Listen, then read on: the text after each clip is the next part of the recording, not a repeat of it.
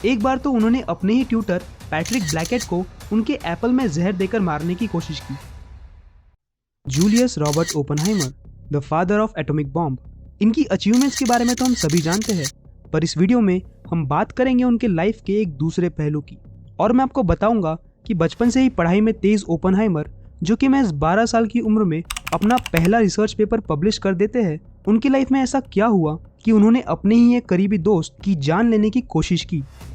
Julius Robert Oppenheimer का जन्म 1904 में न्यूयॉर्क के एक मिडिल क्लास फैमिली में हुआ। बचपन से ही पढ़ाई में तेज ओपेनहाइमर ने अपने 3rd और 4th क्लास की पढ़ाई महज 1 साल में ही पूरी कर दी थी। और आप इनकी इंटेलिजेंस का अंदाज़ा इसी बात से लगा सकते हैं कि ये महज 11 साल की उम्र में न्यूयॉर्क मिनरोलॉजिकल क्लब में एक इलेक्टेड मेंबर चुने गए थे। और अगले ही साल अपना पहला रिसर्च पेपर इन्होंने अ रिपोर्ट ऑन मिनरल्स के नाम से पब्लिश किया। बाकी बच्चों से बिल्कुल अलग ओपेनहाइमर अपना सारा समय किताबों के साथ गुजारा करते थे, और उनके पढ़ाई को लेकर इसी पैशन के चलते उन्होंने history, physics, chemistry, French, philosophy, English और इंट्रोडक्टरी कैलकुलस जैसे सब्जेक्ट महज 3 साल में ही पढ़ लिए। उन्होंने अपनी PhD 1922 में कैम्ब्रिज यूनिवर्सिटी से की और उसी दौरान जे थॉमसन जैसे बड़े साइंटिस्ट के साथ काम भी किया और अपना famous research paper born Oppenheimer approximation भी पब्लिश किया।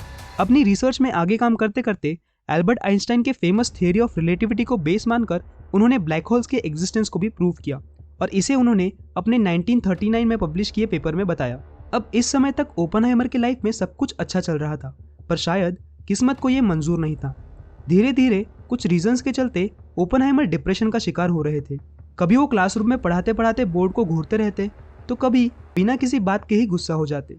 एक बार तो उन्होंने अपने ही ट्यूटर पैट्रिक ब्लैकेट को उनके एप्पल में जहर देकर मारने की कोशिश की, पर किस्मत से उस इंसिडेंस में पैट्रिक की जान बच गई। पर हद तो तब हो गई जब उन्होंने अपने ही करीबी दोस्त फर्ग्यूसन को भी अपने डिप्रेशन के चलते जान से मारने की कोशिश की। उसके बाद जब उनका साइकेट्रिक चेकअप हुआ, तब उन्हें डिमेंशिया प्रेकॉक्स जैसी खतरनाक बीमारी से डायग्नोस किया गया। अब वो रीजंस क्या थे जिनके चलते ओपेनहाइमर जैसे महान साइंटिस्ट ने अपने ही बेस्ट फ्रेंड की जान लेने की कोशिश की, ये मैं वीडियो में आपको आगे बताऊंगा।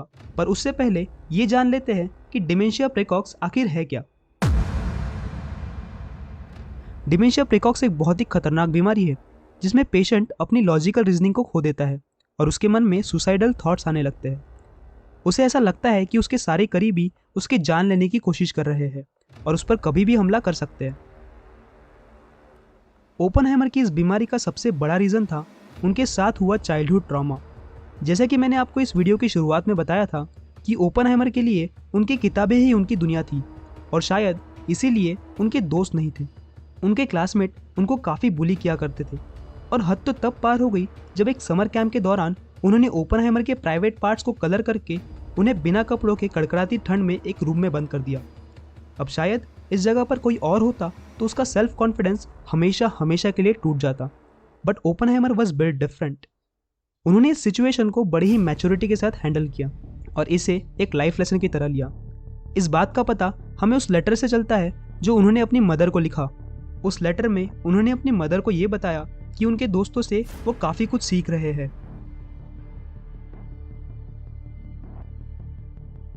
अपने गाइड पर्सी ब्रिजमैन से मिले रिकमेंडेशन को लेकर वो 1925 में कैम्ब्रिज यूनिवर्सिटी लंदन आए। ओपेनहाइमर सर अर्नेस्ट रदरफोर्ड के गाइडेंस में काम करना चाहते थे, बट रदरफोर्ड को शायद उनके फिजिक्स में वो स्पार्क नहीं दिखा, इसीलिए उन्होंने ओपेनहाइमर को रिजेक्ट कर दिया। बट ओपेनहाइमर ने हार नहीं मानी और वो हाथ धोकर उनके पीछे पड़ गए। आखिरकार उन्हें जे थॉमसन के अंडर इलेक्ट्रॉन के बिहेवियर को स्टडी करने के लिए रखा गया, पर कहीं ना कहीं ओपेनहाइमर वहाँ बिल्कुल भी खुश नहीं थे, और ये बात उन्होंने एक लेटर के थ्रू अपने करीबी दोस्त फर्ग्यूसन को बताई थी। उसी दौरान उनके कुछ इमोशनल प्रॉब्लम के चलते वो साइकेट्रिक कंसल्टेशन भी ले रहे थे, और ऐसे मेंटल स्टेट में होने के बाद भी ओपेनहाइमर फिजिक्स में एक के बाद एक अपने कॉन्ट्रीब्यूशंस देते गए। ओपेनहाइमर की लाइफ से जुड़ी और वीडियोस इस चैनल पर आती रहेगी, तो इस चैनल को सब्सक्राइब करके बेल आइकन अभी दबा दीजिए। बट अगर अभी आप ओपेनहाइमर की तरह ही एक महान साइंटिस्ट कार्ल सागन के बारे में जानना चाहते हो तो लेफ्ट वाली वीडियो पर ज़रूर क्लिक करो। मैं मिलता हूँ आपसे नेक्स्ट वीडियो में।